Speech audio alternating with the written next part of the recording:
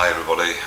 So in the last clip I actually spoke about the epiphany and the direct experience which happened to me when I was a 12-year-old boy. I saw the face of the Absolute, the one true creator of all that was, is and will ever be, the grand architect of the universe, the creator, God.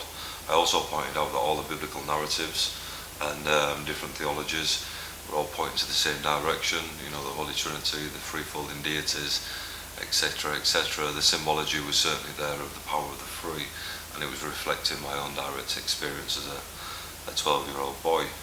The book goes into the times and places when I actually kind of experienced all these different things, but what I will say to you is at some point within my thinking, I then decided to try and place myself and yourself and each other into the power of the three, into the Creator God's creation, within the Creator God's design. Now remember, I'd experienced the Creator God as the triangle, and I knew that the Creator created everything within the universe, so I was expecting to find evidence of the Creator within creation, and a good place to start was myself. Now, one of the oldest texts says that the Creator, God, made man in the image of himself. Now I don't like to just say man, I think that's quite sexist.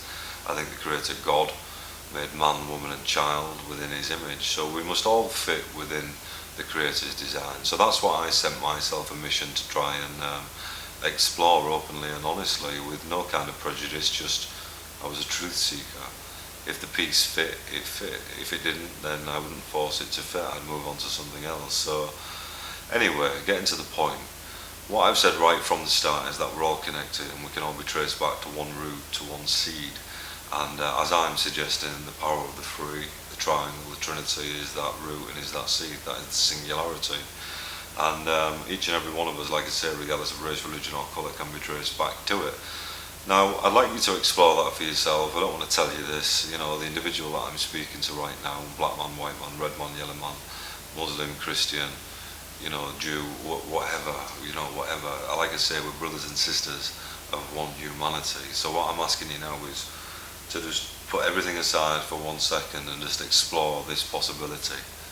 If we now look at our human hand, how many parts to the finger do you see within your own hand, regardless of race, religion or colour? You see 3. 1, 2, 3. That is the power of the three right there within the design of the human body. Now let's look at the arm. How many sections to the arm? We have the top arm, we have the forearm, and we have the hand. 3 sections to the arm. The power of 3 right there. Again, if we look at our leg, we have a thigh, we have a calf, and we have a foot. Again, 3 sections to the limb, to the limbs. If we look at the human skeleton within its totality, again, it can be divided into 3 equal sections of a head, a torso, and legs. If we look at the human head itself, it can be divided into 3 equal proportionate sections. If we look at the eye, it's got 3 cones. If we look at the ear, it's got 3 bones. I believe it was Leonardo da Vinci with the Veruvian Man who showed the dimensions of the human being within its triangulation. I think it's evident there that if we read the biblical narratives and the biblical text really clearly, if we look into a deeper layer of what the books are actually saying, we can quite clearly see that this threefolding power of the three is there as each deity in each Godhead, regardless of race, religion or colour. If that creator, that grand designer and grand architect comes truly in the face and shape and form of energy, and a creator in a triangle shape, then really again we can all be traced back to this very, very simple symbology. We are there, all of us, each and every one of us, containing the power of the three in every aspect of our body. We'll take this a step further. We'll look now inside the body at the DNA. Now the DNA we all share. We don't need to be too scientific or too intelligent, but the DNA basically had a code, a DNA code.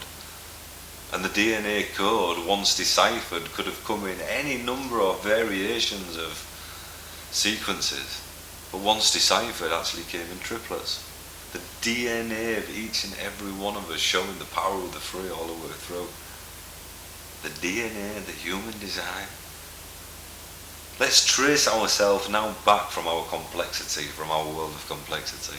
Let's take ourselves back to our simplicity, to our origin, to how we began.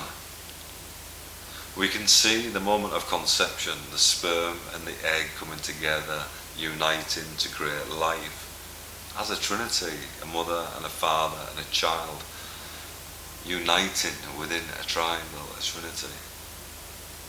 The list goes on and on and on. But what I wanted to show you, the individual, man, woman and child, regardless of race, religion or colour of skin,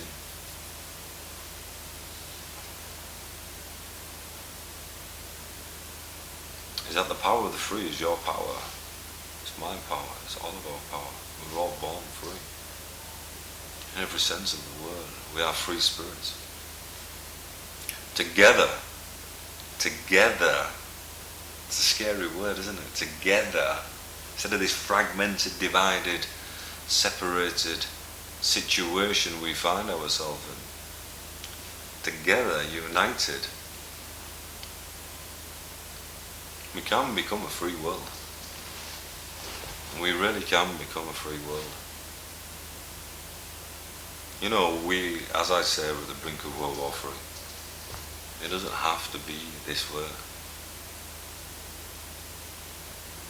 As I've said in the previous clips, I'm not after likes as such.